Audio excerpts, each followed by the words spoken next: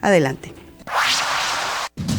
La ideología de género considera que nuestro comportamiento dividido en masculino y femenino es producto de la influencia cultural y social del entorno, y la propia sexualidad depende más de los acontecimientos biográficos y sociales de nuestra vida que de las características fisiológicas. Ser hombre o mujer no estaría determinada fundamentalmente por el sexo, sino por la cultura. Generaciones anteriores fueron testigos de una confrontación ideológica de carácter político y económico. Confrontación que tuvo al mundo dividido por una guerra fría que buscó imponer a la humanidad un modelo de sociedad incompatible con la naturaleza del ser humano y la realidad. La generación de nuestro tiempo vive una confrontación ideológica mucho más peligrosa, una lucha cultural que busca transformar los fundamentos que constituyen a la persona humana y a la sociedad misma, y donde empiezan las relaciones humanas, la familia. Vistos estos conceptos, es necesario conocer que el Estado peruano asumió el compromiso de igualdad y equidad de género en la Cuarta Conferencia Mundial sobre la Mujer, Beijing 1995. Varios delegados de distintos países fueron persuadidos por las activistas de la teoría de género, al pensar ingenuamente que se trataba de una lucha a favor de los derechos de la mujer. Las activistas tuvieron la habilidad de distribuir unos textos con definiciones ambiguas sobre la sexualidad poliforma, evitando utilizar palabras como marido, mujer, esposa, madre, padre, etc. Y resaltando con tonos victimistas la persecución que, según ellas, padecen por parte de los sectores tradicionales. La expresidenta de Islandia comentó en esta conferencia de Pekín la necesidad de que a las niñas no se les debería exponer la imagen de la mujer como esposa o madre, involucrarlas en actividades femeninas tradicionales. Pronto se aclararon las verdaderas pretensiones de las ideologías de género, con la intervención de Bella Abzug, representante de Estados Unidos, que regañó a los delegados con una agresiva filipica. El sentido del término género ha evolucionado diferenciándose de la palabra sexo, para expresar que la realidad de la situación y los roles de la mujer y del hombre son construcciones sociales sujetas a cambios. Previamente en el Perú para el año 2000, el PROMUDET, el primer nombre del Ministerio de la Mujer, aprobó el Plan Nacional de Igualdad de Oportunidades entre Mujeres y Hombres, 2000-2005. Hoy está vigente el Plan Nacional de Igualdad de Género 2012-2017, que incorpora la Ley 28983, Ley de Igualdad de Oportunidades entre Mujeres y Hombres, 2007.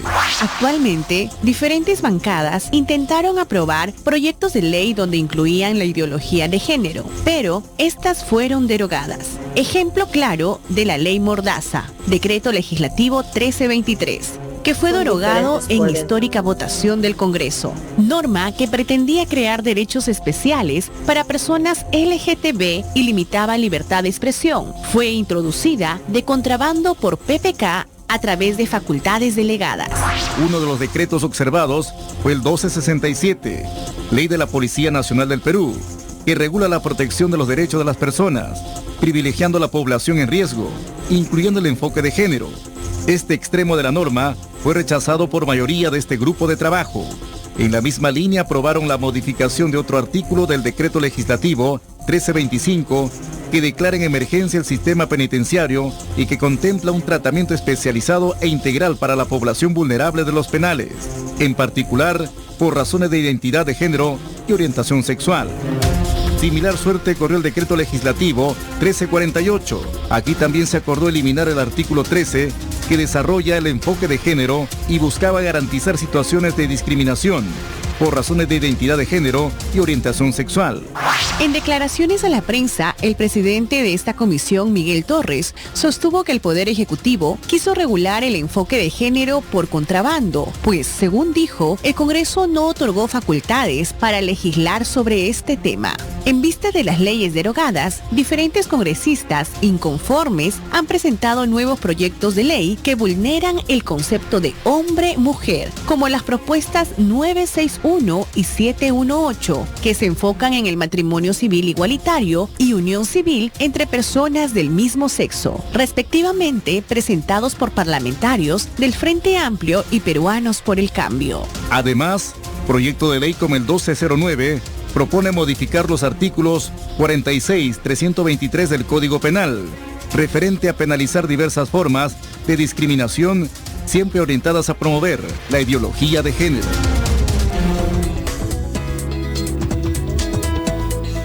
Bien, estamos ahora con la grata compañía de los doctores Jorge de Lama. Él es abogado penalista de la Red Nacional de Abogados de Defensa por la Defensa de la Familia, el RENAFAM, y el doctor Jorge Villena, que es abogado y regidor de la Municipalidad de Lima, pertenece al colectivo Padres con Derecho a Educar.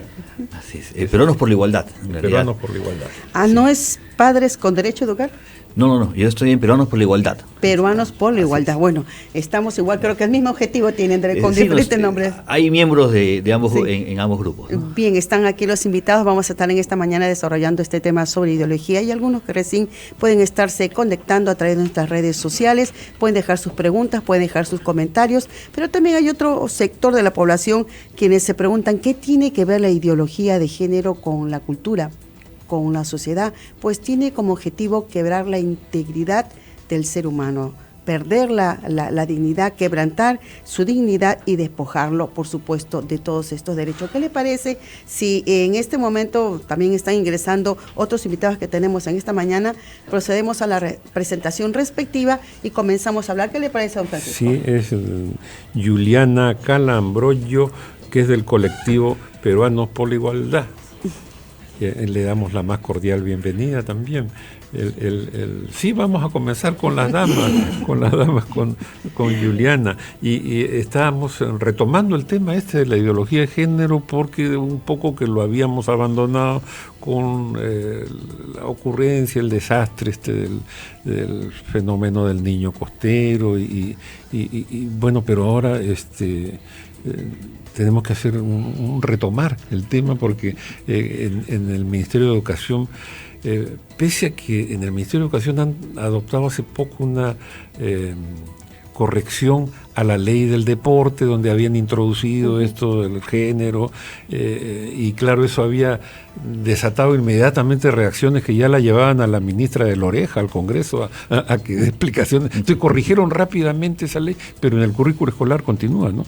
Así es, el currículum escolar sigue vigente, ¿no? Con nos maquillaron el currículum después de la marcha en marzo, pero es solamente un maquillaje superficial, ¿no? Ahora mismo sigue vigente y sin embargo nosotros seguimos luchando, ¿no? Sigue el colectivo Padres en Acción, tiene la demanda de acción popular, la vista de la causa fue el 19 de mayo de este mes, entonces estamos todavía expectantes a la sentencia de la primera sala superior de Lima, y estamos esperando eso, ¿no? Que realmente se haga conforme a ley y conforme a la Constitución, se respete el derecho de los padres a educar a sus hijos según sus creencias y sus convicciones personales, porque somos los padres de familia los primeros educadores.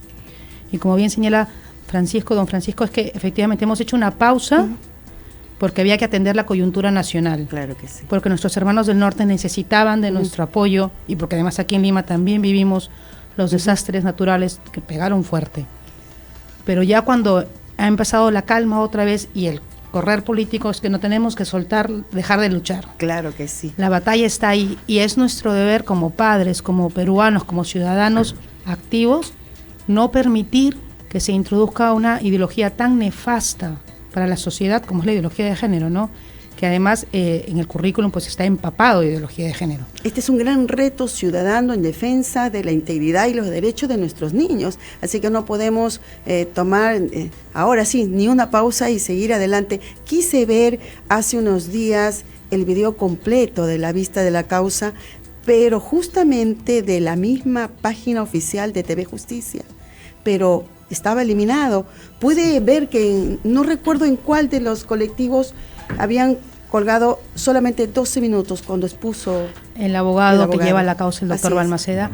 Sí, es increíble porque se ve allí efectivamente la presión política, la presión mediática. Se colgó el video con bastante prontitud respecto a otras vistas de causas que suele tener Justicia TV. Se colgó para el viernes por la noche y para el domingo ya tenía más de 5.000 o 10.000 visitas, tenía una cantidad bárbara de visitas, y fue efectivamente de domingo para lunes que lo sacan de la red. Sí, lo eliminaron. Y lo encuentran, se volvió a encontrar con otro dominio, pero ahora ya tampoco está en YouTube de manera oficial, ¿no? Ya no está, Entonces, y efectivamente está editado, porque es que ojalá podamos encontrar la versión completa, ¿no? Porque de verdad que los argumentos expuestos por el doctor Balmaceda son fulminantes, ¿no? Son realmente para aplaudir. Son argumentos sólidos en defensa. Así es, ¿no? Porque es los derechos de los papás, de los padres, ¿no? Y deja mucho de qué desear la participación del procurador de la causa ese día, ¿no?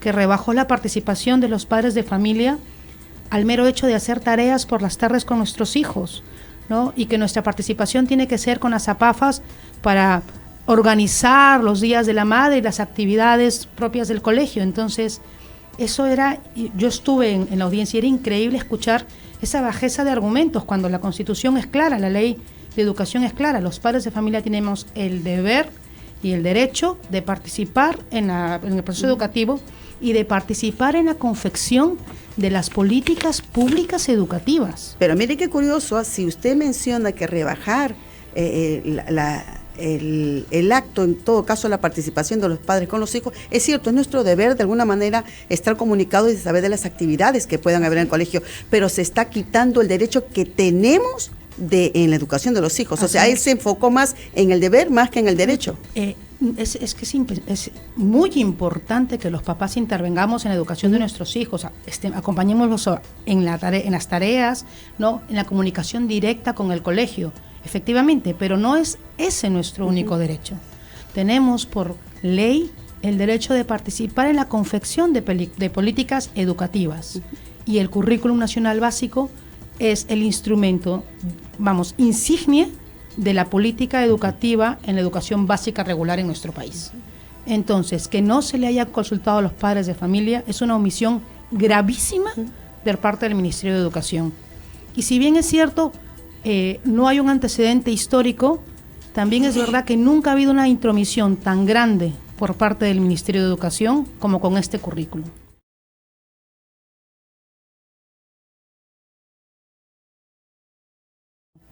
Que además de perverso es anticientífico, ¿no? Es vulnerar el desarrollo y la educación moral de los niños. Es una intromisión a un ámbito familiar y además, hay que destacarlo aquí, es una falta de seriedad respecto al rigor científico que deben recibir nuestros hijos en el colegio. Entonces, si se les enseña biología, se nace varón y mujer. No, se nace y luego ya verás tú qué decides, ¿no? O sea, eso es incongruente, eso va en contra de todo concepto. Trasladamos aquí la participación a Jorge de Lama, abogado de RENAFAN. ¿Cuál es el comentario que merece respecto a la participación y en todo caso la actitud que ha tenido en esta vista de causa presentada por los padres de familia? La actitud que ha tenido quien él es por supuesto el Estado, la Procuraduría. Claro. Sí, nosotros habíamos revisado inclusive la respuesta de la demanda y efectivamente, como dice Juliana, acá lo que ha pasado es que ellos han concebido que la participación de los padres es indirecta y parcial, lo dice en uno de los fundamentos de la constatación de la demanda. Es decir, es gravísimo lo que dice ahí. Ellos dicen es indirecta, parcial y limitada, simplemente limitada. Es decir, acá ustedes no tienen nada que hacer si es que no es a través de la PAFA y la PAFA a través del Consejo Nacional de Educación. O sea, ni siquiera directamente, tiene que ser a través de... Exactamente, y ese argumento es el que ha sido repetido por el procurador, el doctor Huerta, creo, en la vista de causa. Ahora, el asunto es cómo ellos coinciden hasta dónde llega el ámbito público y el ámbito privado, ¿no? Es decir, el problema de la ideología de género como tal no es que exista, sino que se intente imponer como una política pública, porque ahí vulneras ya el ámbito privado de las personas, de los padres de los hijos, olvidando también de que es la familia la institución primordial e histórica en la transmisión de valores. Eso también lo reconocen las ideólogas de género y los ideólogos de género. Eso lo reconocen bastantes autores feministas como Shulamit Firestone, lo reconoce también inclusive Simone de Beauvoir, Wittig. ¿Para qué?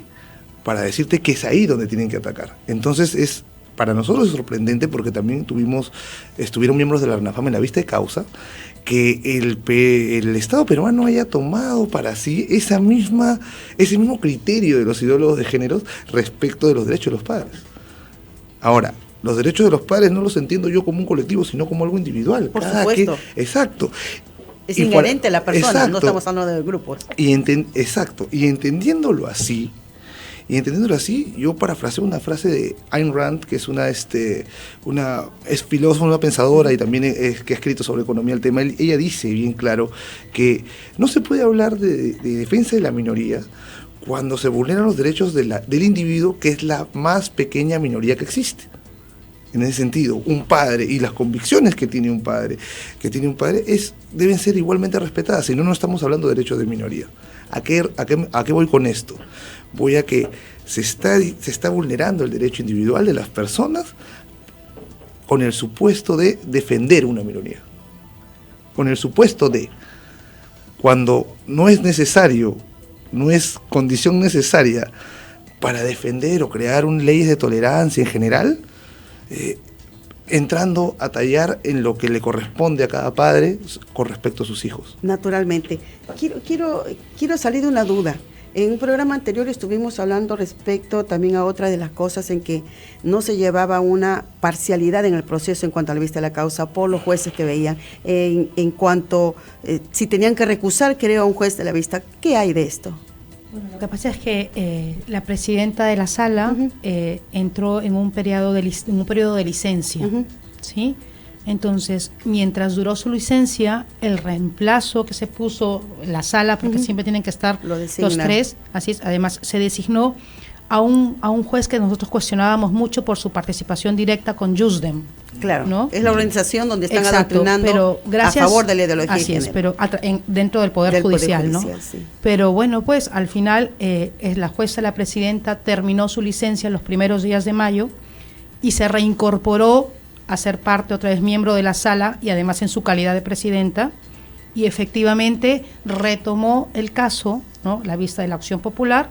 Entonces nosotros sí presentamos un escrito pidiendo, ¿no?, que por decoro, porque en un proceso constitucional no se puede recusar, sino que pidiendo por decoro que este juez se abstenga de participar en este proceso. Pero no fue necesario, ya que la jueza, ¿no?, regresó y retomó todas sus funciones.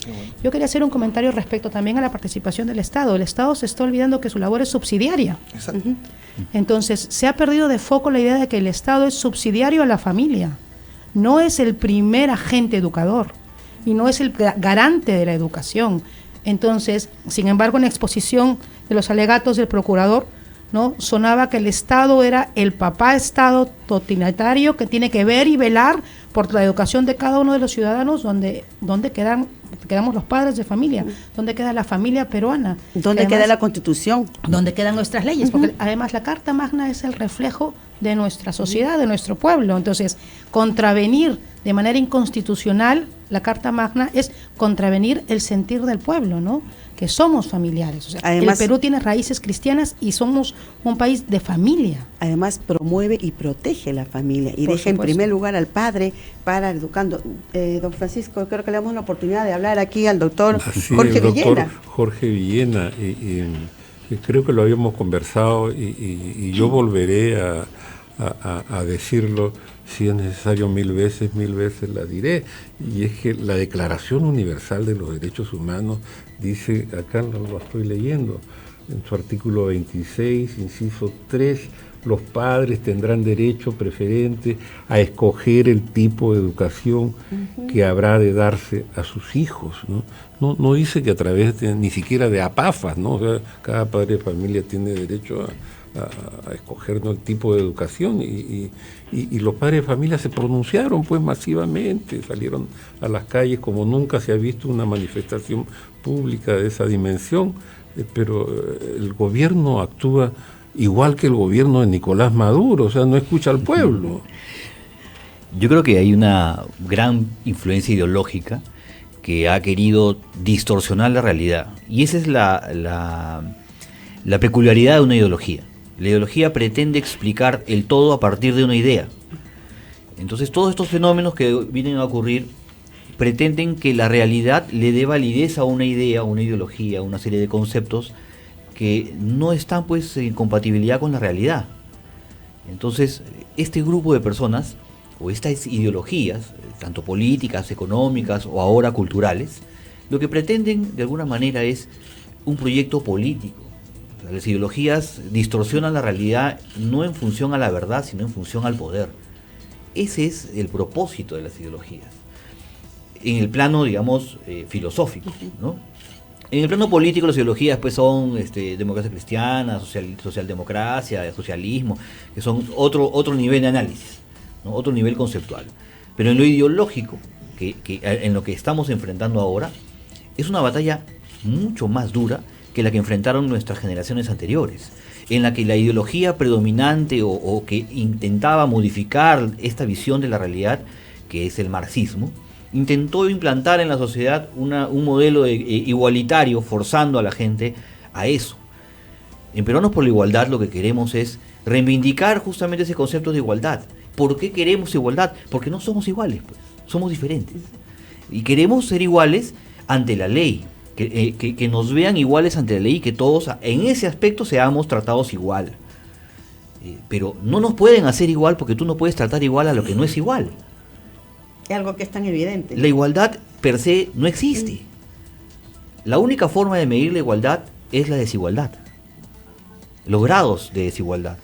Entonces, ya entrando, digamos, a un término ideológico, las ideologías como el nacionalsocialismo, que plantearon tesis de que ya no era el género o la posición económica, sino más bien la raza la que definía la superioridad, montó un sistema social ilegal que en Alemania permitía la eliminación de personas, y eso era legal. La Declaración Universal de Derechos Humanos fue, en su momento, impulsada por gente de inspiración humanista, por gente de inspiración cristiana, que incorporaron en el cuerpo legislativo de Declaración Universal el concepto cristiano de la dignidad de la persona, que es algo que ha venido a desarrollarse a lo largo de estos años. Concepto que además también estas ideologías han pretendido distorsionar y darle pues una serie de interpretaciones muy amplias desde entonces hasta esta fecha. Que es algo también lo que ha pasado con el género. El género hace 15, 20 años, para muchos de los que estábamos recién iniciándonos en política, era un tema relativo al empoderamiento de la mujer y su rol protagónico en la sociedad, en la economía, en la política, para poder darle un mayor trato, una mayor participación. Y en eso todos estamos de acuerdo. Nadie se oponía a promover la participación de las mujeres. Al contrario, creo que esto ha sido interpretado, impulsado a través de esas políticas, y de pronto nos encontramos de que el género ya no era eso. Una vez que se implementó en Europa, en Estados Unidos y en muchos países de América Latina, nos dimos con la sorpresa de que ya el género y todas estas terminologías asociadas al género terminaron siendo el caballo de batalla para transformar, como bien ha descrito Juliana, una nueva visión de la sexualidad humana. Es que esa es la pantalla de ellos, pues. Exacto. Entonces, esto lo que hace es transformar ya una lucha en la que tenemos que es lo que estuve definiendo el otro día en una columna que escribí, que es la lucha que nos toca hacer a nosotros los padres, la lucha generacional. Si hace 40 o 50 años peleamos por un modelo de economía y política que tenía una visión igualitaria, forzando a la gente a este proyecto comunista, marxista, hoy ya la lucha ya no es en el plano económico ni político, es cultural. Y quiere afectar y transformar las bases mismas de las que se funda nuestra sociedad, que es la familia. Y ahí es donde nosotros tenemos que dar una batalla ideológica que es mucho más, digamos, profunda, más filosófica, más de concepto. Hay que defender el contenido, el significado de las palabras, que han sido vaciadas de contenido y llenadas por otros contenidos distintos.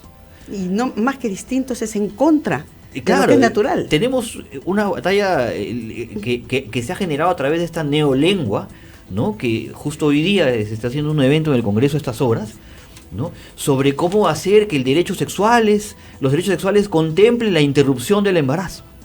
Hace 50, 60 años, un niño cuando le preguntaba a su mamá, ¿cómo vienen los niños? ¿Qué les contestaban los padres? Los trae la cigüeña. Ahora ya hay que decirle las cosas como son.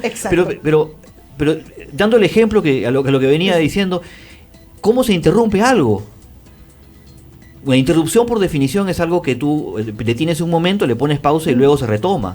En este caso, el aborto ahora es una interrupción. Es un asesinato y de ahí no continúa nada.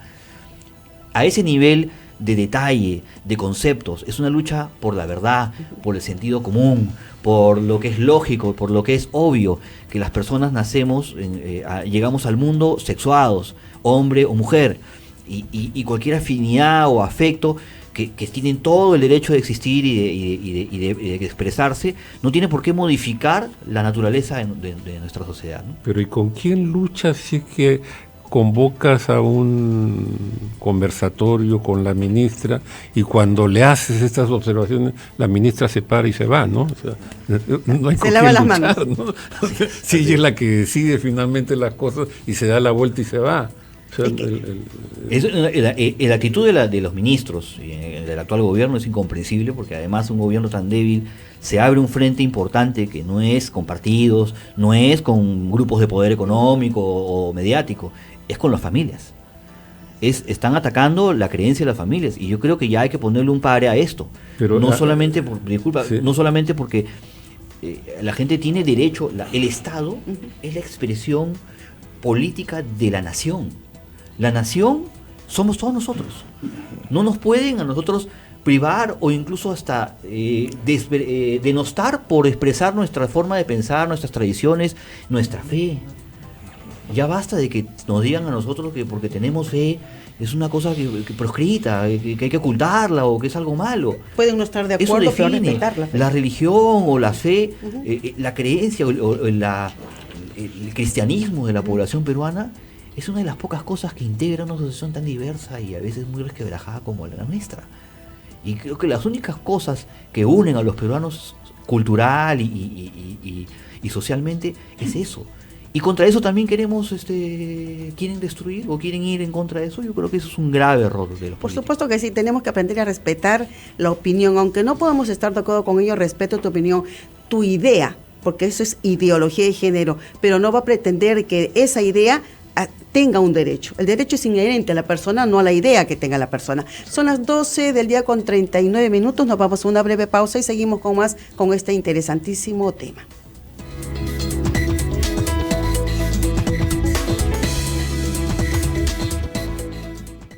Ya volvemos con los especiales de Betel. ¿Tienes dudas o interrogantes que no puedas resolver? Recuerda, Dios tiene una respuesta oportuna para ti. Esperamos que a través de este programa su vida sea muy bendecida. Bueno, yo tengo una respuesta para esta joven. Respuesta pastoral. Bajo la conducción del reverendo Rodolfo González y su esposa, la misionera Rita Vázquez de González. Sintonízalo los miércoles, sábados y domingos a partir de las 5 de la tarde. Por Betel. Lo que necesitas escuchar. La obra del movimiento misionero mundial no se detiene. Y desde los 5 continentes anunciamos el mensaje de salvación. Por todo el mundo y predicad el evangelio. Andate per tutto el mundo y predicate el evangelio. Go into the world and preach the gospel. Y por todo el mundo pregai el evangelio a toda criatura. Escúchalo en campañas y convenciones. De lunes a viernes a partir de las 7 de la noche. Solo por Betel. Lo que necesitas escuchar. Continuamos con los especiales de Betel. Estamos en los especiales de Betel conversando sobre ideología de género. Vamos a una segunda ronda que va a ser más rapidita porque ya nos queda menos tiempo y comenzaremos con Juliana. Y es que esto de la ideología de género no se detiene en el Ministerio de Educación, ¿no? Está en otros ministerios, en otros ámbitos del Estado. El Estado peruano, más que el Estado peruano, el gobierno actual, sí, porque esto es una cuestión, una política de gobierno, a diferencia de lo que ha dicho la ministra de Justicia, dijo que era una política de Estado, y no es una política de Estado, es una política de gobierno. Así es.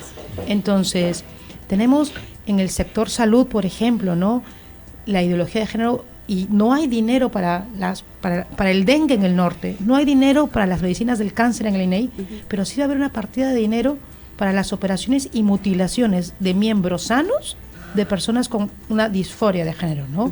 Entonces, implantes de silicona, hormonas. Entonces, ¿dónde está la prioridad real de los peruanos que necesitan una atención de salud de calidad? ¿Cuántas mujeres en situación de vulnerabilidad que llevan adelante un embarazo no son debidamente atendidas? Pero sí vamos a mutilar miembros sanos de personas que tienen una disforia de género, ¿no? Entonces, allí hay que plantear un frente de lucha también importante. Luego, en educación, ¿no? Que también habrá que comentar un poquito lo de la ley del deporte, ¿no? El Plan Nacional de Deporte, ¿no? Entonces, la marcha atrás del ministerio, ¿no? ¿Por qué se retracta? Entonces, ¿cuál es el informe detrás? Y luego eso también le da mucho pie al Poder Judicial para poder definir las sentencias respecto al currículum. O sea, si de la política del deporte se está sacando el concepto de identidad de género para definir las categorías deportivas, ¿por qué sí se puede implantar un concepto tan banal y sin sustento científico en educación de los peruanos, ¿no? Ojo que se saca lo que se dice que no había. Exacto, ojo que se saca efectivamente, una acotación muy, muy importante esa, ¿no? Entonces, hay que preocuparse y no hay que dejar de luchar, tenemos que seguir allí. Algo había que hablar sobre lo de la reciente disposición respecto al Plan Nacional de Deporte. Sí, no queda ahí. No queda ahí, porque habían incluido los términos de orientación sexual e identidad de género dentro del marco de la no discriminación en el deporte, ¿no? Que ese parece ser la bandera en casi todos los sectores donde inclusive los decretos legislativos han entrado a tallar. Siempre la bandera ha sido la no discriminación por estos motivos. Entonces, lo que ha hecho el nuevo decreto supremo que ha salido es solamente quitar la identidad de género, pero en base a un informe que ha entregado el IPD. Entonces, el informe del IPD, lo que dice, el informe es enorme, así que da tiempo para analizarlo, pero lo que dice el considerando del decreto supremo 06 2017, que deroga, que saca la identidad de género. Porque el 303 era el que Claro, salió. exacto. Dice que hay que permitir que el deporte no se pueda discriminar, pero que en la alta competencia se van a aplicar las normas internacionales. Entonces, si tú haces una revisión de las normas internacionales, te vas a dar cuenta que el Comité Olímpico Internacional sí permite que los hombres participen en competencias de mujeres y que las mujeres participen en competencias de hombres. ¿En base a qué? En el caso de mujeres en competencia de hombres, dice que no hay necesidad de que haya algún cambio aparente, ¿no? Porque cambio de sexo no hay. Pero en el caso de hombres es a partir de la testosterona. Es decir, el Comité Olímpico Internacional dice que la testosterona es la que define la sexualidad, ya no son los cromosomas. Es decir, ya no son los cromosomas. Esto es incluso mucho más gracioso y más paradójico que lo que es el currículo, ¿no? Porque por lo menos el currículo, la ideología de género habla de la cultura y la cultura es completamente diferente a la biología. No, en este caso toman un dato biológico que no es el correcto. Es mucho más paradójico, ¿no? Es mucho más absurdo. Es como manotazos de ahogado que están dando ya. Exactamente, entonces por eso es que tal vez yo, después de ver esto y todos los que estamos aquí presentes ya no somos tan ingenuos, ¿no? Sería bueno terminar de revisar esto y ver cuáles las normas que van a aplicar las federaciones aquí respecto de lo que dice el Comité Olímpico Internacional, porque tal vez eso ya está protegido. O sea, ustedes podemos creer, para cerrar mi participación, podemos creer que el Estado solo va a dar marcha atrás en algo que está dando con todo hacia adelante en todo lo demás. No, ¿verdad? Nos queda aún mucho que recorrer, don Francisco. Sí, para solicitarle al doctor Villena, el municipio de Lima, que además también hace funciones de gobierno regional en Lima Metropolitana, ¿no? ¿Qué tanto tiene que ver con la educación? ¿Hasta dónde? ¿Es solamente un enunciado lírico? No, las competencias sectoriales de educación no han sido transferidas a los gobiernos regionales en su totalidad. Todavía hay un proceso de transición y en Lima Metropolitana no ha pasado todavía, ¿no? O sea, la municipalidad no administra ningún colegio en toda la ciudad. Y dudo mucho que el ministerio lo transfiera así nomás, digamos, es carne con hueso, va transfiriendo los recursos, todo, pero también te transfiere el problema. Y políticamente creo que el alcalde de Lima no se va a querer ganar el pleito de tener que lidiar con el SUTEP de Lima, porque ya pues si el presupuesto de la administración de los colegios pasa a la Municipalidad de Lima en sus competencias regionales, tendría que lidiar con el SUTEP, que los reclamos se los haría a ellos. Porque en ese momento el ministerio quedaría como un ente normativo, pero ya no tendría... ¿Qué es lo que debería ser? No tendría un protagonismo en la parte, digamos, administrativa, ¿no? Entonces, claro, eso en principio debería ya ser un proceso irreversible, como lo señala la ley de descentralización. Pero Lima no ha querido recibir las competencias. En algún momento, cuando fui regidor en la época de Susana Villarán, me tocó ser regidor en oposición, nos preocupó mucho porque por la tendencia política de esta señora tenía el temor de que transfiriendo la educación a la Municipalidad de Lima hubiera sido pues todo un enredo que hubiera terminado, sabe Dios cómo, pero felizmente eso no ha ocurrido. Y tengo entendido que la política del actual alcalde es tampoco no recibir estos problemas porque significaría meterse en un sello. Pero aún así, hubiera estado en Lima, las políticas nacionales que son, o sea, los lineamientos principales de la parte, digamos, conceptual, normativa, el ente rector sigue siendo el ministerio, ¿no? En algún momento cuando, digamos que las críticas contra el currículum arreciaron y fueron fuertes, se dejaron sentir, hubo declaraciones en el sentido de que, bueno, esto estaba dirigido solo para la educación pública, no la educación privada. Es completo. Es para a todos, ¿no? A públicos y privados. El Ministerio de Educación regula la educación básica y primaria y secundaria en todo nivel, en todos los colegios de Lima y provincias, a nivel nacional, privados o públicos, rurales o urbanos, ¿no? Todo. Esa es la dificultad, la gran observación. Y creo que este es un tema que debemos, lo han señalado bien el doctor y la doctora, que el Estado se quiere meter en las definiciones de cómo debe ser. Hace unos años atrás había un congresista del partido de Humala que incluso nos planteó la posibilidad de definir cuál era el tipo de comida que debían comer nuestros hijos. O sea, este grupo de personas, existe todavía algunas personas que tienen la visión que el Estado debe suplantar a la sociedad en su función. Mañana de repente no funcionan correctamente los medios de comunicación y bajo esa lógica también hay que intervenirlos. Mañana no funcionan las empresas privadas o las constructoras o los servicios y también habría que intervenirlos. Estamos hablando de esta pretensión que hay que verla con un ojo, digamos, mucho más amplio, una mirada más amplia, porque ya significa la intervención del Estado en ámbitos en los que no es competencia de ellos. Ideas tan descabelladas y argumentos tan poco sólidos me hace recordar a la participación de aquel congresista que dijo que por leer mucho daba el Alzheimer. ¿Se da cuenta?